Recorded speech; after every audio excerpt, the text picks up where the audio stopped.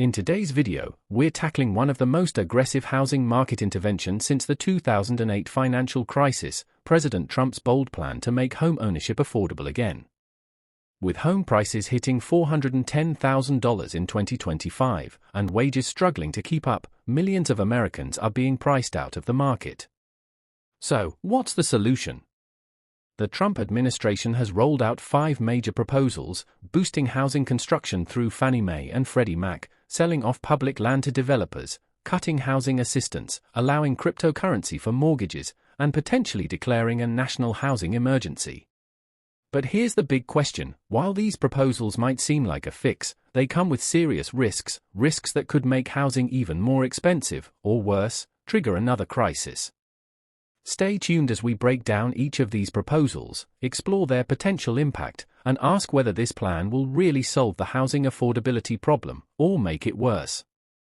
Let's dive in. In response to the ongoing housing affordability crisis in the United States, President Trump has unveiled a series of aggressive proposals aimed at addressing what has become one of the most pressing economic challenges in over a decade. The plan, which includes 5 major policy interventions, is designed to make homeownership more attainable, but its execution could have unintended consequences that risk exacerbating the problem. The core issue is that the U.S. housing market has become increasingly unaffordable for many Americans, despite rising incomes.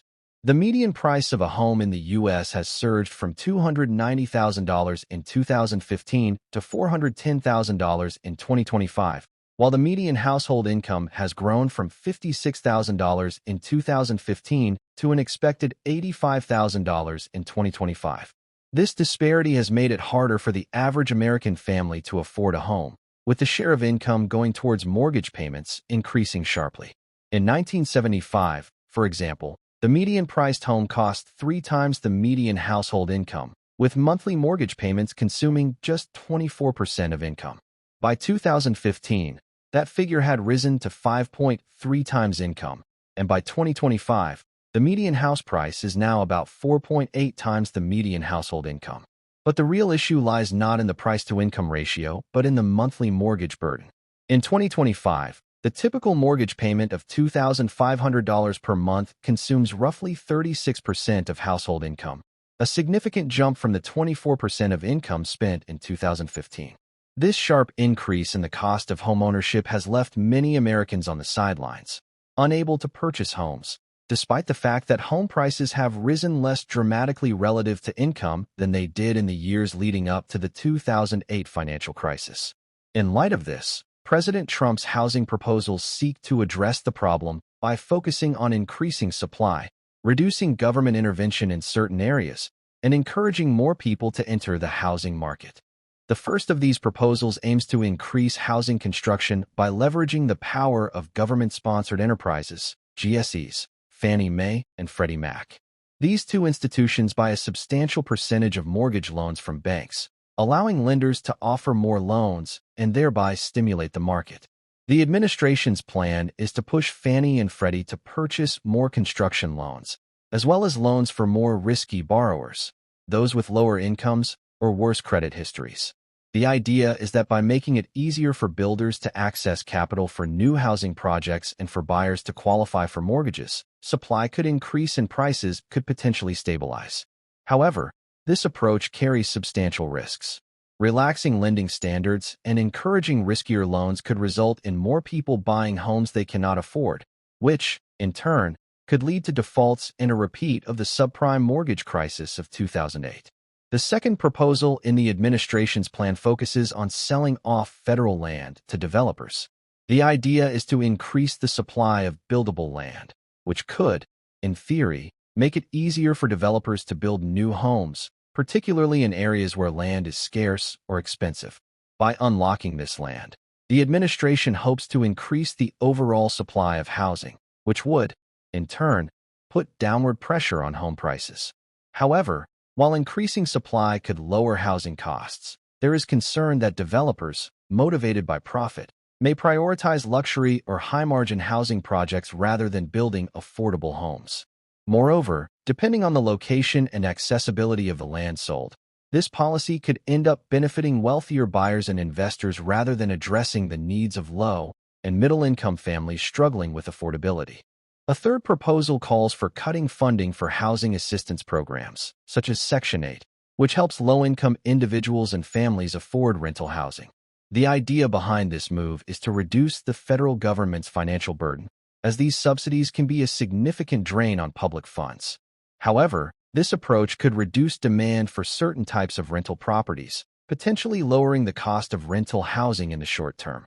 But for many low-income Americans, these programs are crucial for securing stable housing, and removing or reducing funding could leave millions without affordable housing options, exacerbating homelessness and housing insecurity. While this might lower demand in certain segments of the housing market, it could also place a disproportionate burden on those who are already struggling to make ends meet. Another proposal is the integration of cryptocurrency assets into the mortgage qualification process. Under current rules, individuals who hold significant wealth in cryptocurrencies like Bitcoin often struggle to use their digital assets when applying for a mortgage. The Trump administration's plan to allow crypto to be considered as an asset could open the door for millions of Americans who hold large amounts of wealth in crypto but lack traditional assets like savings or a regular income. While this may allow more people to enter the housing market, it also introduces a new element of volatility. Cryptocurrencies are notoriously unstable, and using them as collateral for home loans could create risks both for lenders and borrowers, as the value of crypto assets can fluctuate wildly.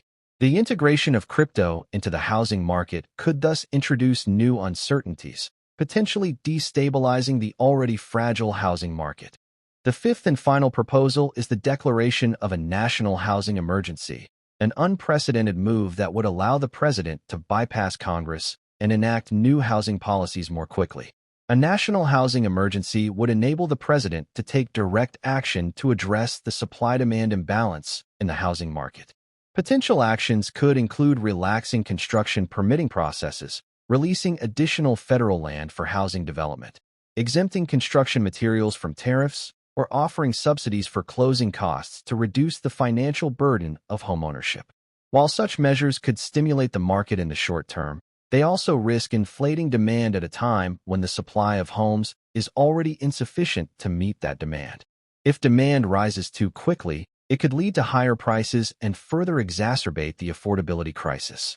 In sum, President Trump's proposals represent a bold and multifaceted attempt to address the housing affordability crisis, but they come with significant risks and uncertainties. While increasing construction and lowering barriers to homeownership could help alleviate some of the pressure on the market, relaxing lending standards and introducing new variables like cryptocurrency into the mortgage process could create new dangers. Ultimately, the proposals highlight the delicate balancing act required to make housing more affordable in America. Reducing prices could lead to a wave of foreclosures, while easing mortgage terms could trigger bidding wars and higher prices. And while expanding housing supply is crucial, it must be done in a way that ensures affordable housing reaches those who need it most. The housing market, it seems, is stuck in a catch-22. The government can help, but only if it treads carefully and understands the deeper economic forces at play. The next few months will be critical in determining whether these proposals will help solve the affordability crisis or inadvertently deepen it. For homebuyers, investors, and policymakers alike, the stakes couldn't be higher. The American dream of homeownership is at a crossroads, and the solutions proposed by the Trump administration could either pave the way to a more affordable housing market or lead to a new set of problems that leave the most vulnerable even further behind. The coming months will reveal whether the president's ambitious housing plan can truly deliver on its promise, or if it will ultimately spark another housing crisis.